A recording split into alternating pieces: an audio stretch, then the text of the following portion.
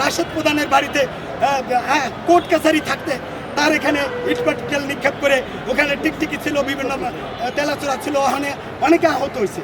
মানুষ তো ভয়ভীতি পাইছে। মোরাদ এবং শেখ হাসিনা কত কথা বলছে, তখন তো প্রতিবাদ ওঠে নাই।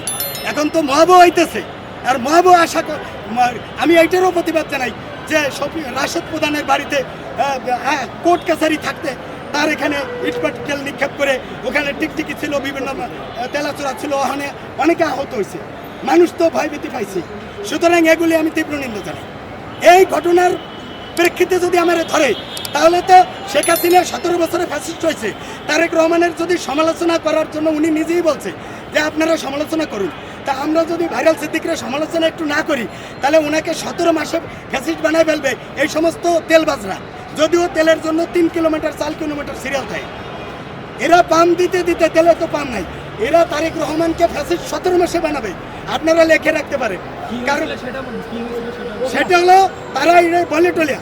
তখন আমার বললো কি ব্যাপার আপনি, তখন আমি বললাম যে ওইটা না, বলো কি অত কথা বুঝি না, আগে আমলিগের সাদা দিচ্ছে, এখন আমাদেরকে সাদা দিতে হবে।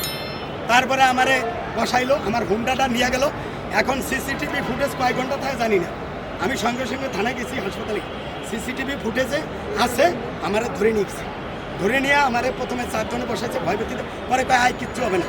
তো ওইখানে আগেকালের নব্য বিএনপি আছে আর 2-1টা ভালো বিএনপি আছে, কিন্তু ওই ভালো বিএনপির কারণে আমি ওই একটু ভিতরে ঢুকছি। ঢুকলে আমার ধাক্কা একটা রুমে ঢুকাই দিছি।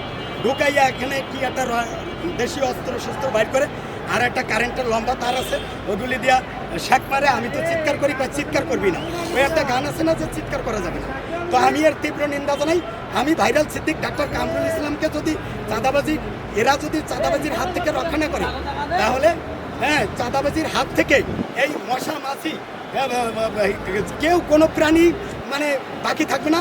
আমি কঠোরস্থ তারেক রহমানকে বলি, লিডার এবং মাননীয় প্রধানমন্ত্রী, আপনি দয়া করিয়া এই আপনার দলকে বাঁচান, দেশকে বাঁচান, জনগণকে বাঁচান। যারা ভাইরাল সিদ্দিক যার যে হাঁটে গেলে 10টা ক্যামেরা ধরে, তার থেকে যারা 1,50,000, তারপরে 30, তারপরে 8,000 টাকা বিকাশে এনে ক্যাশ আউট করে দিছি খাইতে পারে, তারা তার আপন মায়ের থেকেও চাঁদা খাইতে পারে। কি ভাই, ঠিক না ঠিক? এই জন্য যারা আপন মায়ের থেকে চাঁদা খায়, বাপের থেকে চাঁদা খায়, যাদের এরা কোনো বিএনপি করে না, এরা দল করে না, এরা বিএনপিকে ডুবাইতে চায়। আপনি আপনার দলকে বাঁচান। আমি সারা জীবন বিএনপি করছি, এখনও বিএনপি না করলেও দল থেকে পদত্যাগ